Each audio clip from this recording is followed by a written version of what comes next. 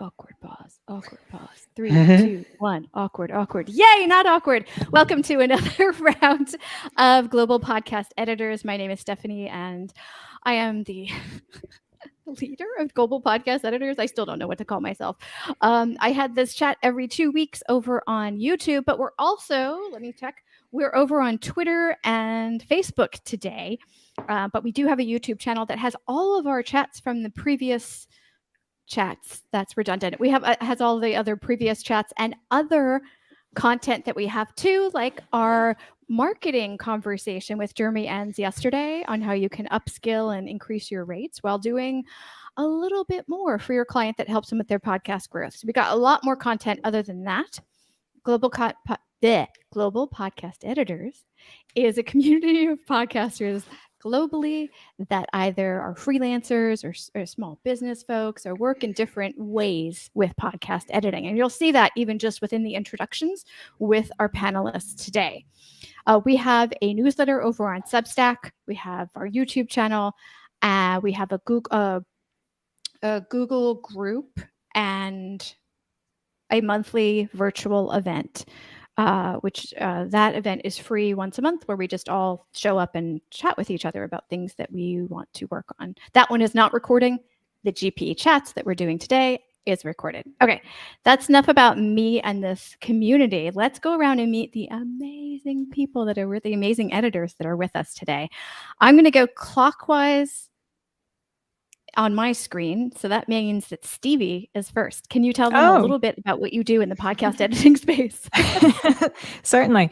So my name is Stevie. My pronouns are they, them. I am a podcast producer for BlackRock, and I also edit podcasts for, I think, only two other clients at the moment. So yes, been a podcast producer and editor for the last few years, and most recently sort of professionally and full-time working for BlackRock. Very cool. Crawford?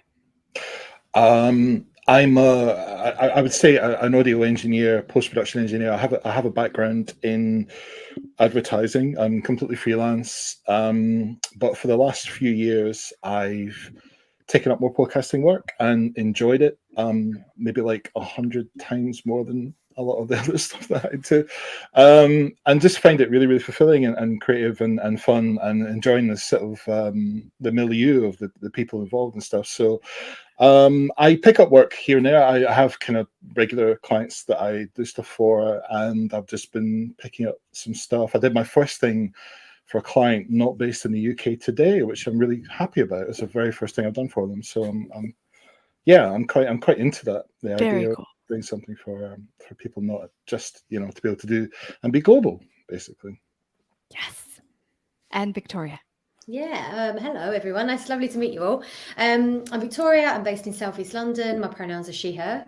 I am an audio maker, a writer, and a musician, and a freelance podcast editor, which I guess is what brings me to this space.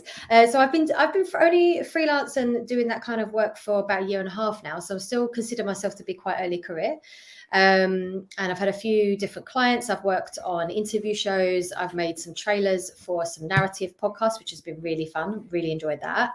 And I've just started to record my own podcast, which is really exciting. Yay. First, my first. I know. Thank you so much. So yeah, that's me. Is it out and about in the world today? Not yet. Not yet. Okay. What's it about? It's about albums. It's about music. Ooh, nice. I have a podcast about music. We should talk. Oh, really? Okay. We've got a lot to. Stevie, what's the name of yours? Mine's called This Next Song's About. Oh, nice. It's currently on hold at the moment, but I just got shortlisted for the International Women's Podcast Award thing. Nice. So I feel like I should probably continue it unless I retire it. But yes, let's definitely should. Yeah. Thank you. Okay, so we need to talk about this, please. Fantastic. Okay, I'm going to put that over in the chat room, and I always forget to do my intro. Hi, I'm Steph. I was a podcaster for 3 years, and then thanks to the big P pandemic, I ended up podcast editing for clients as a stopgap measure while I was looking for a full-time job, and then realized realized I liked it way better than anything else I was applying to, and went from accidental to intentional freelance podcast editing, and that is almost 3 years ago now. I am currently looking for clients, and you'll know why I'm saying that when we get to my challenge at the end. I am currently looking for clients that want to have an audio and a YouTube presence. So if that is you and you're listening to this, please reach out to Interesting. me. Okay, let's dig into challenges. Let's go in the opposite direction. Victoria, are you cool with that? Can we start out with your challenge? Sure, why not? Fantastic. So what is your Okay. biggest podcast editing challenge right now? Right, I'm going to be really vulnerable right now and share something with you guys. So, but I think it's going to be it's something that came up for me this week. So it's I switched gears from what I was going to talk about. One of my challenges is also finding clients that I resonate with and that I want to work with. I think one of the challenges of being a freelancer, especially sort of early career, which is, like, again, as I said, I consider myself to be, and trying to figure out what kind of work I want to do, and my rates and all of that kind of stuff, and just being really comfortable with that kind of thing, and being comfortable with saying no to certain people that I maybe don't want to work with just because it's not my thing, because I'd rather keep room for stuff that's really floating my boat, but also knowing that I really need to make money. So I'm struggling with that at the moment of like, figuring out where to put my energy. But the other thing that I wanted to share with you today, and that maybe we can talk about as a group, was some feedback that I got from a client. So it's somebody that I've been working with for since the beginning of me going freelance, and I really love working with them. I enjoy the podcast that I work with, but that I work on, sorry. But the feedback that I got recently, we've had some kind of budgeting sort of restraints. So the kind of work that I want to do is no longer possible with what they can afford, which is totally fine. But I got some feedback yesterday from this particular client about my communication style and how I'm managing my work with them. And I wanted to talk about that because I think it's really important that as freelancers, we kind of we get into these nitty-gritty kind of things that perhaps are difficult conversations to have about how we manage our clients, because that's a really personal thing as well. I understand that a lot of that comes down to personality and the way we want to do things. But it's been a big learning curve for me as an early career person, to just go ahead, Stephanie. Did you have a question? And answer however much you feel comfortable answering. But was the feedback that they wanted a different way of communicating, or that, like, what? Yes, I think so. They wanted a different. It was also just kind of like, I think they certainly would have wanted a different way of communicating. They didn't ask for that, but I think that is what would have happened would we continue to work together, which we may do in the future. I don't think we left on a bad note or anything. I really appreciate feedback like that from clients. Like, I think that you have to be open to criticism, especially when you're working on your own and you don't really have anyone else to answer to, because your bosses are your clients essentially. So yeah, I think that the issue was that I was trying so hard to do a really good job. And I had so many ideas about the things that I wanted to do with the podcast that I didn't have scope for with the budget and with what they were allowing me to do, which again is entirely up to the client. But I just was frustrated because I wanted to do all this other stuff. And I think that came across in my communication style. So that's something that I really need to figure out how to do better moving forward. I also think that perhaps there is an element of, if you're doing work that you're not like completely lit up by, but you're also not getting compensated in the way that you think you should be, that there will always be some kind of resentment that will build. And that is so hard to avoid. And I kind of got hit in the face with that this week.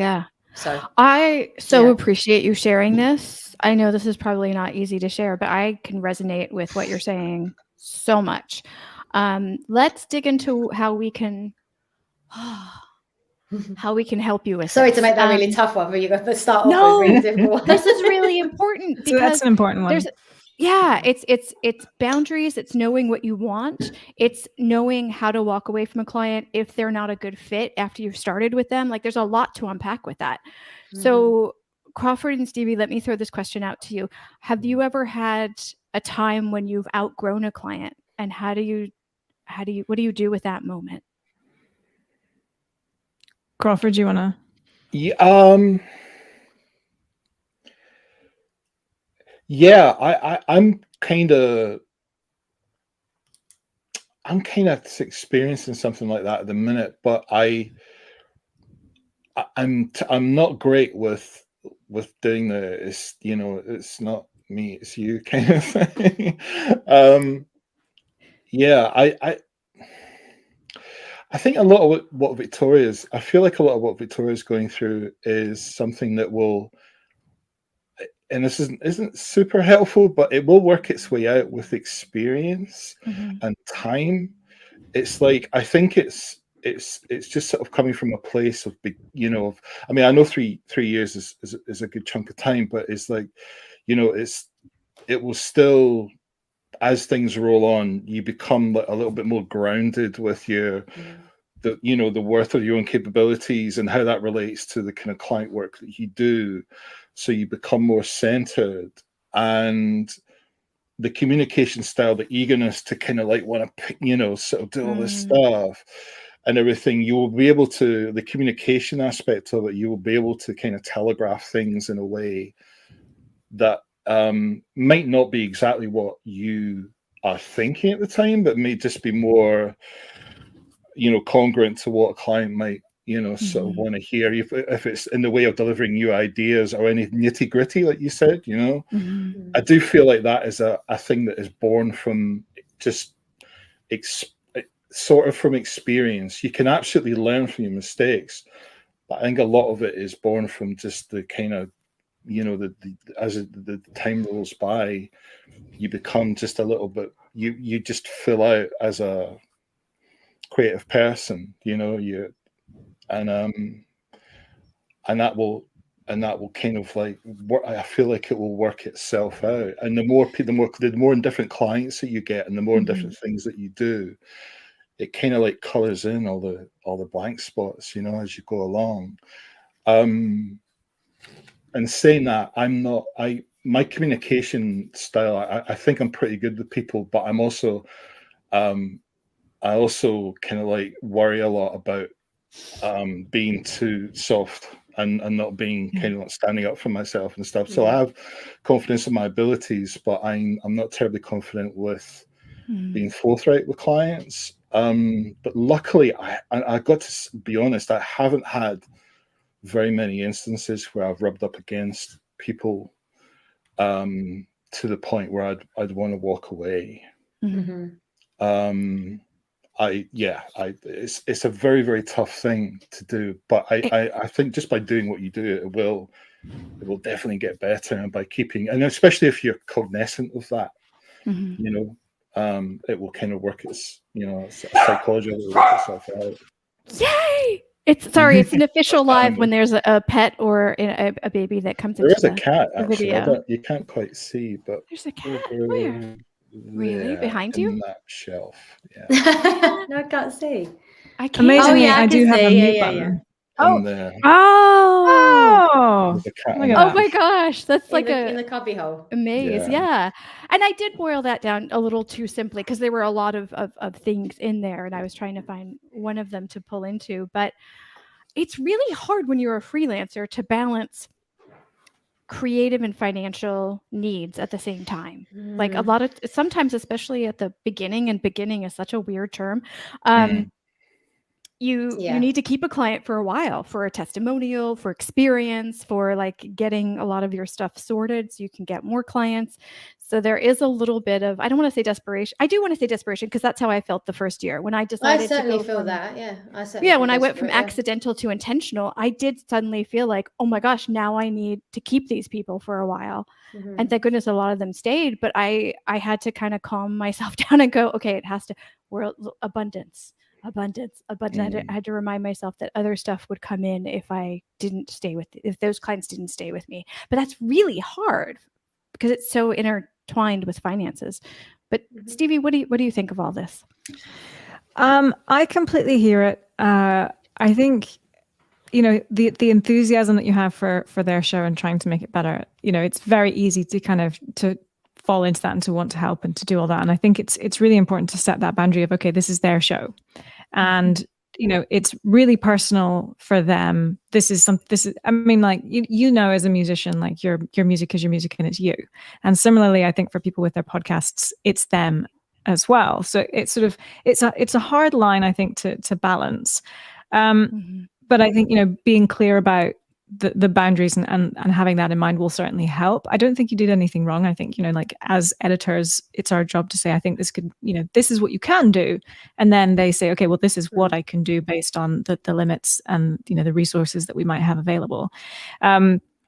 I think, you know, Crawford, what you said there about as you become more confident in your abilities, I think you gain that confidence. And like the more of these conversations that you have with clients, you develop that confidence to have these difficult conversations. And, you know, it's that sort of vulnerability thing. Like the more of those conversations I have, and when you do it from a place of openness and vulnerability, it actually just gets easier and you have much better relationships with people. And that applies both at work and in my personal life. So I'm sure, like, you know, that it's a teething problem. I don't think it's going to be a bad situation at all, but I'm sure we'll all come across situations where we're like, I don't want to work with this person. And either that's at the beginning of a relationship and you're working some things out, or it's sort of midway through and you're like, you know what, something isn't really clicking here. And, you know, you can either suggest other people or they can find another editor themselves. I don't want to say it's like a matter of paying your dues or stuff like that before you become sort of fully formed as a podcast editor or anything. I don't think it works like that, but I think it's good because it's grist for the mill. You know, it's experiential development, you know, as a person, even in the most subtlest forms, you know, the nuances of communication and working and deciding. And if you do decide to only work on stuff that you really, really value and want to work on, that's a very difficult path. You know, it's yeah, absolutely. And it brings up all sorts of other questions as well. Yeah, and I think that at the moment I have decided actually because a lot of my contracts have just wrapped up, to actually take a little bit of a step back from pushing my freelancing for a while. And I've got a part-time job, so it's gonna tide me over. Which I'm doing for a while, and that's going to be and I just think I need to take a step back and say, okay, what is it that I really want to be doing? Because I've been doing a lot more sound design and as like play music. Nice. And you know, I'd like to see where that might take me actually. And yeah, so I think at the moment it's maybe a good opportunity to kind of like go back to the drawing board actually in terms of like career path and like what it is I really want to focus on. Okay. Oh, sorry, Stevie, go ahead. I just wanted to respond to something Crawford said about, you know, working with people that you want to work with. And that I absolutely hear you, but I do think there's something to be said for, you know, honing in on a niche. So if you want to say that, you know, like Victoria, you'll work with podcasters who are musicians or like that are doing music podcasts, I think there's something to be said for that. And you can really provide an expertise there. But I totally hear you, like, you know, where people are in their career, can they afford to be choosy? I don't know. I kind of feel like it's probably a good idea to say, hey, you know, this is what sets me apart from, you know, the other editors. This is why I'm good for you based on your show.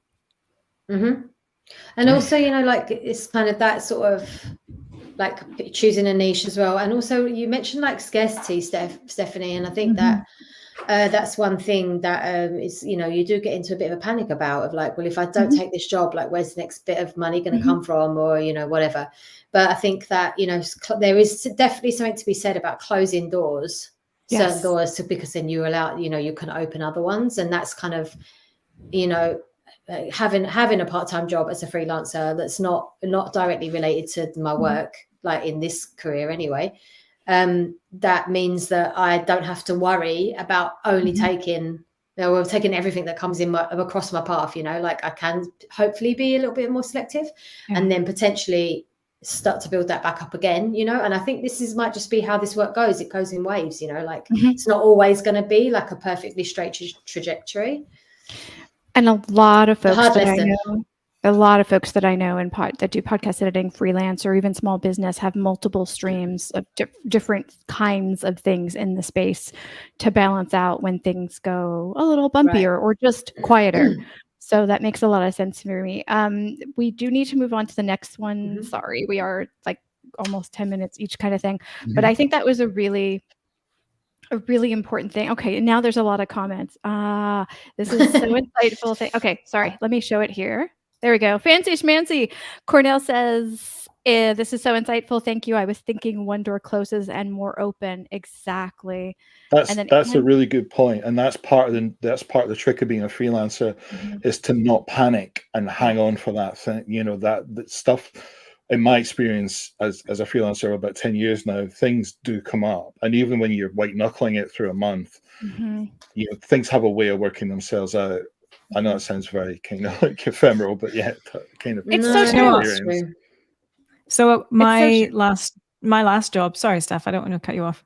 I was just gonna say my last job. So long story. To be able to work in the US, I had to work for a company. So I worked for a finance company, and I was with them for 12 years. And in order to get into podcasting full time, I kind of had to pay my dues, get the visa, get the green card, and then I was able to jump. But I had 9 months where I was waiting to get my green card to be able to start a job, and I had 9 months of absolutely jumping off a cliff and having no idea if it was going to work out. And it did. I have a job that I absolutely love, and I've never ever in my career had a job that I've loved, and now I have it, and I'm like, Jesus, like I had to take that risk, and I had to do it, and it worked out really, really well. You know, it may have taken a little bit longer than I'd anticipated, but you know, the experience that I've had in that finance job has now actually allowed me to be a producer for a finance podcast. And like, is that what I want to do with the rest of my life? I don't know. But for now, I'm having a great time. So yeah, I think, as you say, when one door closes, another opens. And it's certainly been true for me. Definitely. Okay. There's more comments, but I feel like we need to keep going. So I'm gonna push us forward. Crawford, can we move on to your challenge? Yeah. Well, I've been thinking about this, and I'm realizing that it seems, I don't know if it's just my, well, speaking empirically, but it seems like that more attention is being paid to video, and I'm going to have to start teaching myself correctly how to edit video in, you know, sort of parity with doing the kind of audio side of podcasts. Well, I don't know if I have to, but I feel like I have to. I feel like it's something that I need to do, and I've got Adobe Premiere, and I muck around on it, and I created a little YouTube channel just to sort of give myself some practice and other things. And I'm sort of worried that I might end up, you know, sort of losing out on work. People are going to say, I've already had a couple of conversations with people where they've said, do you do video as well? And I said, well, I could do it, but I don't feel like I'm at the point where I feel it's quite I'm adept at it as I am with everything else. Do you want to do video? Yeah, I would quite happily do it. It's just, I think the sort of fear, the anxiety that's just generated by wanting to be able to do it well, you know, or well enough to the point where you can say with sort of relative impunity to somebody, you know, it's like, well, yeah, I can do that. Same as I can do it. I mean, I've got a lot of experience in audio, and I've been doing it for a long time, and I started young. So I don't even think about, if somebody asks me about the ABCs of audio and stuff like that, I don't have to think about that anymore. You know, I can just say, yeah, I can do that. It's fine. And it's not even a conversation. But video is just like, oh my word, you know, like, when do I start sort of putting myself out as a you know, audio and video editor. Video for podcasting isn't as intricate as video for video, if that makes sense. sense. Yeah, no, yeah. I totally get that. Yeah. Because I think, you know, most people use YouTube to find podcasts. I don't think they necessarily, and like only 50% of them actively watch. So I think, Seth, to your point, like I don't think the editing needs to be, you know, as expert as a YouTube video. No, absolutely not. I mean, it can be, and it might eventually go down that path. But I think right now people are comfortable, listeners and podcasters are both exploring static videos, so like static images, as well as just like talking Like there Right. isn't a lot, and I can totally answer more on that later if you want, because I Yeah, because you've been accidentally doing that, haven't you, Steph? yeah, I accidentally stumbled into a client last year who wanted that, and I was like, I'll try. And I was super clear with him that I knew how to do something, but I didn't do a lot. And I kind of grew while his channel grew, and it's a lot easier than you think. I'll be interested to see how it pans out with regards to how people digest video podcasts, because I was reading an interview with a gentleman who I actually know who works for a podcast company in Manchester called Crowd Network, and it was he was quoted in this piece about the emergence of video, and he said, well, there's a fine line where it tips over, where it becomes a documentary. If it's a documentary style podcast, and then you go so far with the video aspect of it, then it becomes a documentary. So where is the dividing line between the two? And I thought, that's really interesting. Victoria, what do you do? Video editing or what? No, I don't do any, and I feel quite resistant to it actually. No. So when people ask you, you can refer them out to somebody else that doesn't. Yeah, and I think that maybe there will come a point. Yeah, totally. There will come a point where I will probably want to do it, but I just feel like, again, I still feel like I've got so much to learn about sound and audio that I really, really care about, and I'm really actually genuinely interested in, and I'd rather spend my time perfecting my skills in that area and diving deeper into that. At the moment, I'm not going to say that I would never do it, because I think, like you've all said, that it does seem to be, but I think the static video thing is a really good point. And I'm noticing even a lot of podcasts that I've been listening to for years and now only just starting to put their podcasts on YouTube, because I know that just a lot of people, like you said, Stevie, go to YouTube to listen to podcasts. That just a platform that a lot of people use, and they're not watching them. So I think that, I think what Crawford's talking about, it sounds like actually editing video, whereas this is like a totally different thing. It's just like, okay, let's just have the podcast available on YouTube. That's like obviously not the same thing. Yeah. But again, again, editing it. And yeah, it's something I've never done. If it's simple enough to learn, I love learning new things. I'd like to give it a try, but I don't know. I've not actually, nobody's asked me to do it yet. So I love Adobe Rush. I use that to do some stuff, and so one thing I think that you could say to your clients is, you know what, I don't necessarily edit video. So if people were like, if they were recording someone like on StreamYard or Squadcast, then you've got your two video feeds, and then I would just create a background image that's branded for them, and then pop it in two squares, and you're kind of done. And then that way, and if they do that, then you've also got your video clips that you can create into socials. And then that, I think you're kind of offering, hey, yeah, I can do it, and I can brand it. If for instance they're not using something like StreamYard, where as Steph has got a great example here, that it's nice and branded for you, you can kind of create it after the fact. Sure. But it's one of those things. I don't think YouTube's going to it's changing the face of podcasting a little bit, but I think the great thing about YouTube, and it's so generational. Young people use YouTube for everything, but the search capabilities are fantastic, and it's not the same in Apple, it's not the same in Spotify. That's and the great thing about it is afterwards is you've got playlists. You can direct people into the next content that you want them to listen to or watch. And that's so important, to kind of to keep them in your channel rather than, somebody, because they'll just continue watching. Sorry, Steph. I'm bursting at the seams right now. No, because I see it.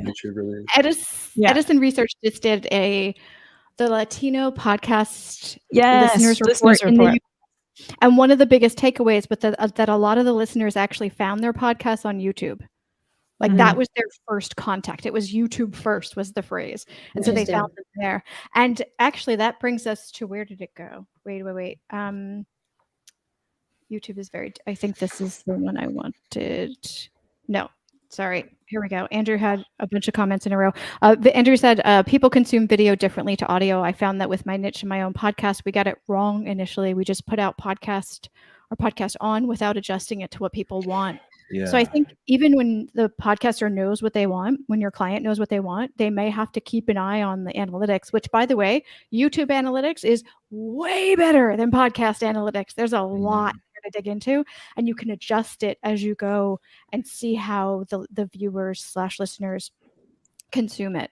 So I think that's a very kind of common problem with YouTube that I'm finding out. I have this little channel that I'm trying to get up and running, and the algorithm is great, and it is luckily performatively trying to put more similar stuff in front of you, and then also throw in little wildcards here and there. And the driving from one place to another is great, but finding the niche as a YouTube, if your podcast channel becomes a YouTube channel, then you have all these YouTube algorithm concerns to think about, like you just said. It is. I wonder how difficult it would be to sort of have a balance between what your podcast does and what your video podcast. Yeah. So I'm putting TubeBuddy. Sorry, I get too excited about this. I'm putting TubeBuddy in the chat room because that has helped me grow this channel, this particular channel, not to get too meta, a lot faster. That was recommended to me when I did a YouTube audit, when I was like, it's a mess. I need to make this better. This is other people. It's not just my project. It's other people. So I need to make sure they get out into the world. And that TubeBuddy is just brilliant. I won't go into an ad for them, which I could do easily, but it makes it easier to optimize your YouTube channel. And it's like $5 a month per channel, and it's really worth it. Okay, so I don't know if we've helped. Crawford. You have. It was reassurance as well, actually, I think, which was quite nice. That it's possibly not as complicated as I fear it might be. And Victoria, did we give you advice that helped before we move on to that? Yeah, I think so. Okay. No, that's good. Let's move on. I want to hear what Stevie's got going on. Well, we're going to take a tiny break. Well, Stevie, you get another minute. I'm going to do a tiny mid-roll. And editors, feel free to get up, move around, do what you need to do. I'm actually going to go singular with me, which, sorry for the bad hair day. I'm actually getting a haircut tomorrow to try to remedy this situation. But I want to tell you guys a little bit more about the GPE community. So again, editors, you can move around for a minute. You're off camera right now. So yeah, let me tell you just a little bit more about the community before we continue. If you haven't actually checked out our newsletter yet, I'm going to put that over here. It's over on Substack. That is what funds the entire community, which includes these events, our Google group, which is still awkward to say, our private Google group, and the monthly virtual meetups where we just meet up on screen, not recorded, and just, bounce off of each other, different things that we're working on, things we're excited about, that kind of thing. And all of the other things that we're doing. We also have a special event coming in October, a special collaboration that I'll tell you about later. But all of these things are funded by the premium folks in the newsletter, the premium subscribers. However, there is also a free version, because I know, especially with beginning editors, you don't necessarily have the funds to support a community, but I want you to be a part of it anyway. So there's a free and a premium version of that. Also, I mentioned doing a YouTube audit, and my YouTube auditor would yell at me if I didn't say these things. If you like the conversation we're having here today, please like and subscribe to the channel. Heck, even turn on the alerts so you can get notifications when we have things going out on the channel. All right, that's it. Editors, I'm bringing you back in. Are you decent? Yeah. Okay. There we go. Oops. Wait, let me move it around a tiny bit. Yay. Okay. If I'd known you were going to do that, I would have had like a different outfit or something. Yeah, I know. Oh, sorry. Fashion change. I often forget, and then I look at my notes and go, oh yeah, we got to do that. Okay. Stevie, are you ready? I think so. I'm kind of All right. I'm struggling with a few things. It's really hard to kind of bring it down to one thing, but I'm going to try. So I think what I'm finding with my clients is a little bit different to my day job. And I'm finding with my day job, my main issue is I'm working with a lot of senior people. I'm working around their schedule. I'm working around this like studio availability. And I'm working around legal and compliance, approving what I essentially like script, produce, and then try to put out. And I think like I'm personally struggling, I think, with how long this process is taking when I've gone from like working for myself or just with one client and now going to, a major kind of organization and having to work with so many different people. And, it's irritating and I'm frustrated and I think I know best and everyone else should just let me do my job. You probably do. But I think that's sort of my challenge is, and it's maybe just a personal one of like how to, adjust. And work within these limits, you know, and I there are a lot of things to be said about like limits are great for growth. And I'm sure I'm going to learn a lot from all of this, but I think I'm just struggling around all of these different limits being placed on like the studio time, like the talent's time, my production time, like, and trying to, you know, make everything go out on a Friday. Mm.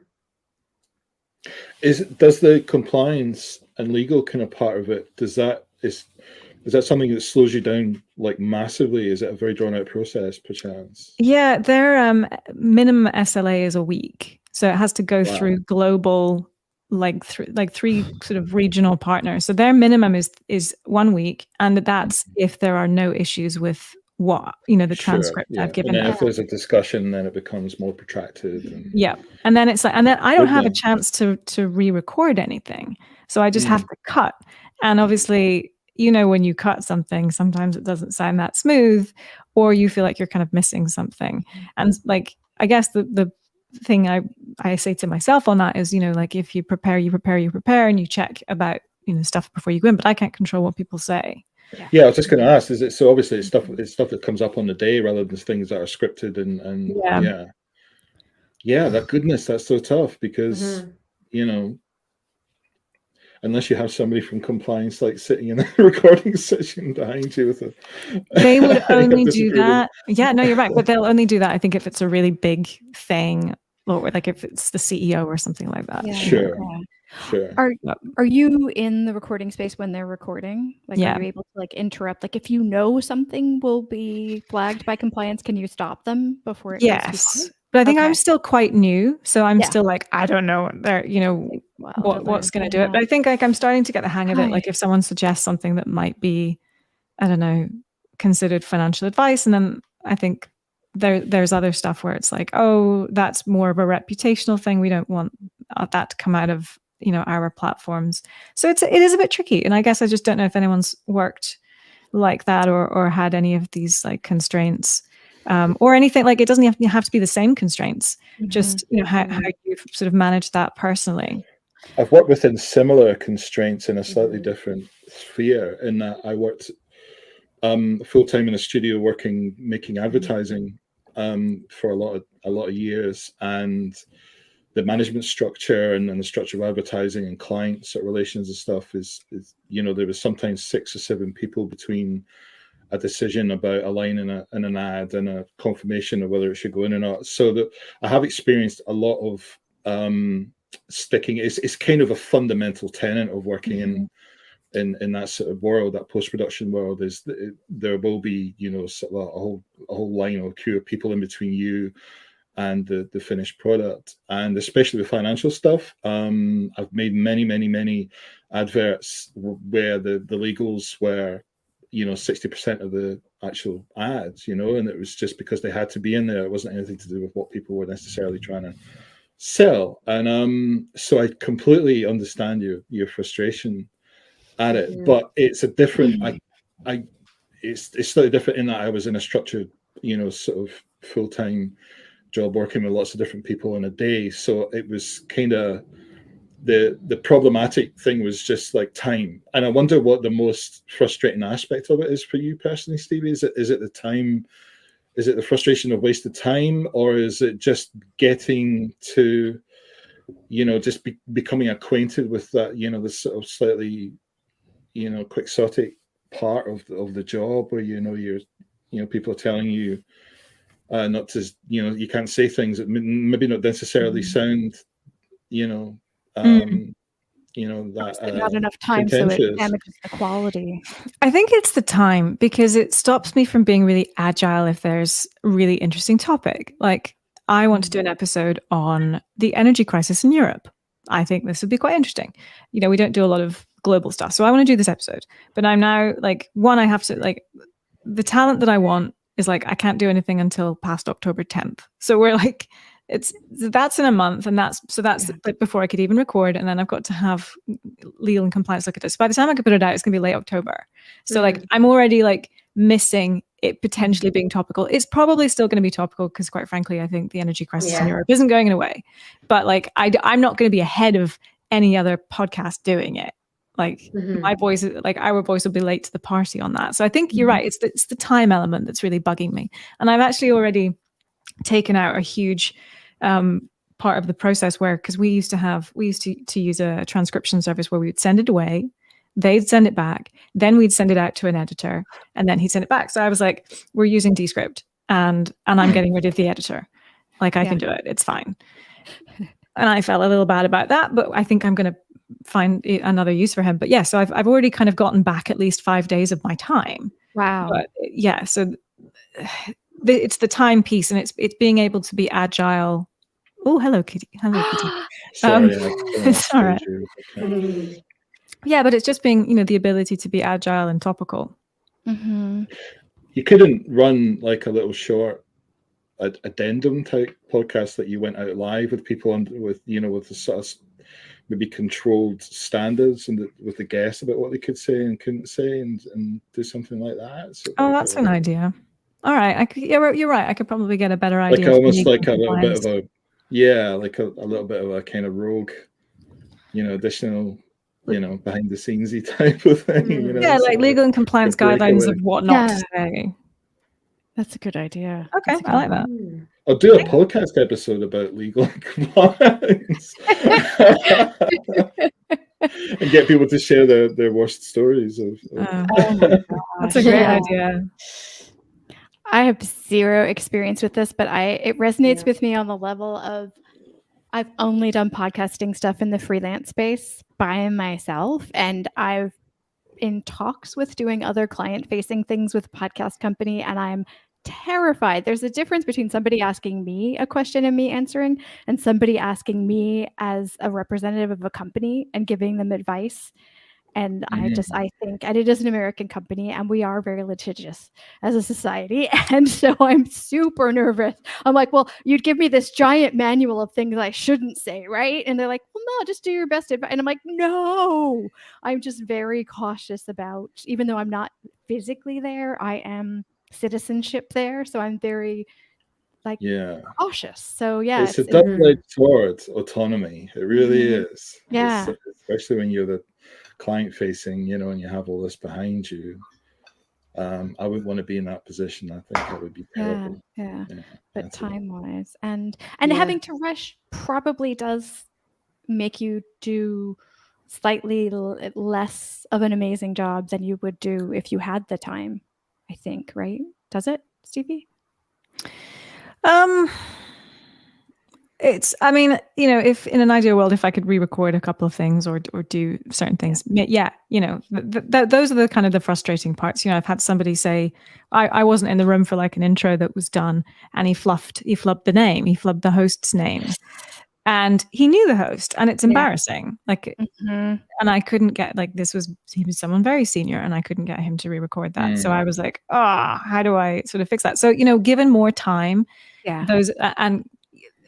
those are some of the things that I would fix. And I'm trying to make it a much more engaging, dynamic podcast where it's just been Q&A before. So now I'm like, okay, let's put some sound design on it. Let's do this. And everyone has an opinion, and they're like, oh, well, I find the sound design distracting. Like, have you listened to the daily? Like, because there's often music underneath. Like, oh, well, I guess I don't really listen to podcasts like that. I'm like, okay.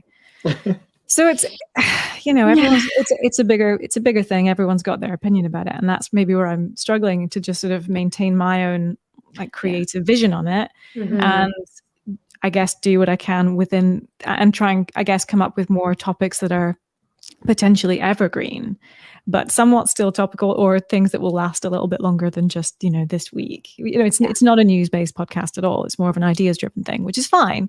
But, I'm always going to be a little bit behind other people. And that's difficult. Is it behind? This is great. Sorry. Are you going deeper into it that some people who might approach it earlier would go into? Is that a way to? Maybe. And I think, we do have this, some absolute experts that are talking about this, So I do think we have when you talk about podcasts and why should you tell this story? I think there's good reason that we should be talking about this and telling this story. So I do think we do we have an angle for sure. But I think, if you were to compare us to another financial services company, what I'm trying to do, I think, sonically is stand out, because I think they are probably often having similar conversations with similar experts. So how can I differentiate from those podcasts? And I think the only way I can do that is sonically. But does it have to be before they do it, or can it just be deeper True. or differently? Certainly, I mean, maybe maybe deeper or differently. It could be, I mean, because the time constraint isn't something you can change. I mean, you can in little ways, like the Descript way saved you time, but there's with more people, there's more decisions and there's more processes. So there's only so much that you can change that. So if you change what makes the show unique in your mind, then maybe that'll help with the kind of restlessness that I think you might be feeling. That's I true. don't know. And I think the guideline from NC, like, don't say this, don't say that, like that's something I hadn't really thought of. So I should set up time with them and just be like, hey, can you just go over with me what can and can't be said? And then if I'm in the room, I can fix it. Yeah. Yeah. So that's helpful. Oh, now we're at the awkward part. Okay, hold on. Yours. Even my part. I know, like, should we just end it? Because we're at 45 minutes. Anyway, I should stop. No. No. I'll do it. Okay, so I mentioned earlier that I niched down to podcasts that have a YouTube component, and I really liked it. And so I've been like, I massaged all my packages to go in that direction, and I got very specific, and I layered them from basic to complex. So different price ranges could be, different budgets could be within there, and I still do customized packages because that's a thing. Like everything is customized, even if there's something to select from. But there's this weird push and pull right now, and this is a good problem to have, but because of this platform and the newsletter, there are people asking me if I know an editor who can help them with their podcast, but not asking me if I can help them with their podcast. Is that because of all the other extracurricular stuff you do, Steph, with regards to the Substack and the newsletters and everything like that? Yeah, people are probably missing the point that you're actually... It seems like you're busy. Yeah. And so that's the thing, is am I not being clear enough that I actually also need clients, that I'm just pushing, like I'm like platforming, hey, look at all these amazing editors, don't you want them to work for you, kind of thing, or not work with you, that I feel like I've not said, hey, by the way, I also have clients. So I'm trying to be a little more explicit, but then I also only do 5 clients. Like that's my max. And so I don't have a ton of room for clients. So it's hard to put out all this stuff and say, everybody come, I want to be your editor, when there isn't that much space. So I don't want to be so loud about it, but I want to have the kind of clients that I want to help. Do you know what I mean? Like I want to niche down to the topics I want to do and the things I can do for them well. But I want them to ask me first. And then, well, if you don't have anyone, is there someone in your community? Like I want to be first. Which I don't think I'm putting out to the community, because I do want to put the community first in the community. So it's this weird thing that's happening that I don't want to be selfish, because I didn't create Global Podcast Editors to get work for myself. I created it because of my own isolation, and I wanted to talk to other editors, and other things came out of it. Yeah, but that's okay. Like that's absolutely okay. Like I created a music-based podcast and I started getting stuff as a result of that, or I started meeting people, or I got invited to gigs or asked to open shows. So like it's okay. Like that you're getting work from it and you're meeting people. I think that's absolutely fine. And like niching down work from it. Yeah, and I think that it's interesting, because the first thing that I thought of, Stephanie, when you're saying that is that I didn't think you see, like when I get your emails and obviously the Substack and everything like that, it's like, oh yeah, this is what this person does. This person's really busy doing this. Yeah, actually, like I assumed that you may have had like a couple of clients on the go, but I don't have any idea that you're looking for work, and that's obviously because you're not putting it out there. And I don't see why you can't just start some of these emails and just say, like we have an amazing community of amazing editors. I'm one of them. Like, and this is what I want to do. And if you've said that you've become really clear about the kind of work that you want to do, and we were talking about this for me earlier. Like, why can't you say this is the kind of stuff that I'm really looking to do? Because chances are that a lot of other people in this community won't be looking for that same kind of work. So you're not taking work away from anyone else. Yeah, you're saying that this is the kind of thing that I'm really keen on doing, and there will be for those very specific clients that will probably come to be magnetized to you because you've been specific about what it is that you're looking to work on. I don't think there's any harm in doing that at all. I think that's great because also I think you're showing us, setting an example about how we can. I don't think there's anything wrong with disabusing people of the notion of the fact that the Substack and the newsletters and all that work that you put into, telegraphing all this information around and sharing knowledge and everything. I don't think there's anything wrong with letting people know that it's not something that is a full, it's not something that brings you financial, sort of freedom, and then that you are a working podcast editor, and I mean, I don't think it would. I feel like it wouldn't take much just to steer things away and kind of just a little subtle rebranding of your own kind of personal. And that's what I was thinking. I was definitely thinking it was me, not them, because I assume that people consuming any of the GPE stuff would be the editors, not people looking for an editor, but that's not entirely the case. And so I've been like on my own channels, I've been saying occasionally, hey, blah, blah, blah, like I'll share something and I'll say, by the way, if you need help, I'm here. But I think I've been too subtle about it because this is happening. People are contacting me to get in contact with other editors, which is what I wanted for this community. But I also want people to ask me too. I think I can't. I don't think I could blame people for assuming that that the letters and all the information and stuff you spread and everything that you do is a big part of what you do, because it's good and valuable to people. And I mean, I kind of wonder how you have the time to be truthful, as well as doing all the sort of podcast editing work. So I can see why people would think that either you're too busy doing that, or you already have everything sewn up and you're not necessarily looking for new work or new clients. So would it be weird somewhere in the newsletter if I said something like, feel free to contact us if you need an editor, myself or somebody from the GP community can help you? Yeah, perfect. For sure. Okay. You also have like, if you don't already have like profiles on who you all are and like what kind of stuff you work on, then I would do that, because then it's like, oh, I want to work with someone who does this.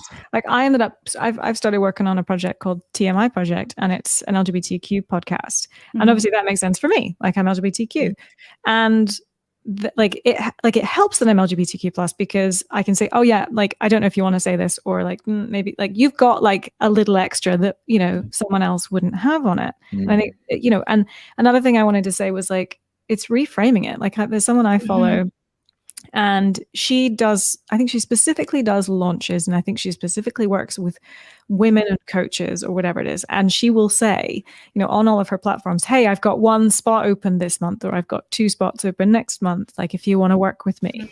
And like, she's framing it as like, oh, you'd be lucky to work with me. Not, right. Oh, hey, like it's just a sort of a subtle reframing of that language. I think so too. And like Stevie's kind of intimating, I don't think there's anything wrong with being quite robust in the way that you put that across. Okay. I'm actually writing this down. I am listening. Strong. I think to be sort of like slightly on the back foot about it and kind of be like, hi, I'm here. I don't think would work. I think it's with with the list and the platform and the Substack and everything, you can afford to be quite, not sort of like haughty about it. You be quite forthright about it. I think there's nothing wrong with that, because it's all part of the hustle, and we all respect that. I know. I just don't want it to come across that as if like I'm pretending to do good for the community and then I'm taking it for myself. I don't think anyone thinks you're pretending, Stephanie. But I'm clearly being too subtle. If people are literally reaching out going, can you connect me to an editor? I'm like, I am an editor. Well, you can talk about that paradox as well. You can be upfront about it and say, well, this is what I do, but I also do this. And, you could be upfront about the fact that it's a kind of an unusual way to frame things, and say, but you may not know this about me, but I also do this, and this is where I'm at right now. That's a really there's no shame in that. Absolutely not. Well, also there's a section at the top that talks about what the community is. I guess I could add a quick line about what I do, and I could add, okay, you guys got me thinking. Thank you. Yeah. Maybe that's another part of your newsletter, and you like spotlight somebody at the top, and you spotlight yourself. I don't know. We'll see. Yeah. Nope. It's not I necessarily promise. just yourself, but it could be other people. But like if you're running it, then hey, like this is what I'm working on this month, or this is, I've got availability for a client this month, or whatever. Yeah. Yeah. Mm. Because if you're doing a lot for other people, and I'm sure if you said, "Oh, hey, like I'm looking for work this month," and I'm sure other people would turn people, podcasters towards you. Because everybody shares that struggle, and everybody shares those Yeah. uncertainties. So it's just another part of the things that you talk about in general, and with the the chats And to be clear, the people that are contacting me saying, "Do you know an editor?" I do look at their podcast, and if I want to, I do contact. But generally speaking, it's not a topic or a type of edit I want to do, so I do pass them on. I mean, I'm not selfless enough to be like, I'm passing this up, even though I really want to work for them. I'm not quite that far, but I do think there was a messaging problem by them not asking first. I also think there's got to be a benefit for you because of all the work that you are doing for free for all of us that you do get sometimes. I know this is a bit of an awkward way of saying it, but like first refusal on work that comes in. You're like the agent, you know what I mean? It's like, why can't you benefit from all of this? Like you should be. Oh, I do. Like I said, I'm not passing on jobs I want. Good. It's still different. It's still different from someone that has an educational YouTube channel who has over 1,000 subscribers and makes money from it. But they still have an income, provides them with an income. So there's no, I don't think there's any shame in that. And I don't think I can't imagine you would have to be I don't know what kind of personality would kind of like take you to task for wanting to present yourself on that platform as well. I don't think you need to worry about that. I feel like 10 pounds lighter having said that out loud. Thank you for being so kind about that. It was pretty meta to complain about not getting, requests for work while people are asking about the community. It's an unusual problem. It's an interesting, unusual problem. It is an interesting problem. And I know it was quite me. meta, you're right. I was being too subtle. And I think Cornell sums it up perfectly. I think the industry is big, small enough for all of us. Is big enough for all of us. I'm going to read it like that. It's big enough for all of us. Yeah, agreed. Agreed. Okay, I'm going to add those things to the newsletter and to my messaging and all of that. Yay. Oh my gosh, I feel so much better. Wow, overtime. Okay, let's quickly go around and remind people where they can find us. Stevie. You can find me at steviemans.com or I am steviemans on Instagram. Yay. Oh, goodness. CrawfordBlair.com, I think, is my website. Yes. On the screen. Yes, they are CrawfordBlair.com. Cool beans. Victoria. VictoriaSpooner.card with 2 R's.co. Bit of a long one for the moment. Or at Urban Sorceress on Instagram and Twitter. Oh, could you call yourself Urban Spooner? I could. I love that. I'm sure there's a cafe or a tea spot called the Urban Spoon. That would be good, yeah. I do have a story behind my Instagram name, but I'll tell you all of that in a minute. Okay. It's not that exciting. Oh, okay. And all my stuff is at the bottom of the newsletter. Is at the bottom of the newsletter of the GPE newsletter, which does somewhat support the community at this point. We're growing big. We're almost at 600 subscribers. So that's pretty exciting. Anyway, thank you so much for everybody who is watching this, and we'll have another few, whatever. We have the schedule's over here in the newsletter, and you can find all of the events that we're having. Going there now. Yep. Yeah. I forget my closing. This is super awkward. Where's my closing? Newsletter, next event, newsletter. Yeah, we're good. I've checked off all the boxes. Thank you to all of our editors today. I have so much stuff in my head that I can't even speak right now. We're over and out. This video is available immediately. It'll stay here, and I'll add timestamps and a super cool thumbnail within the next 24 hours. Appreciate all of you watching and participating, and we'll see you in the next one. Editors, hang around for a second. And why is there a comment? Oh, thank you. Thank you, Cornell, for coming. Thank you. Yeah, no, thank you. Say bye. Bye. Bye.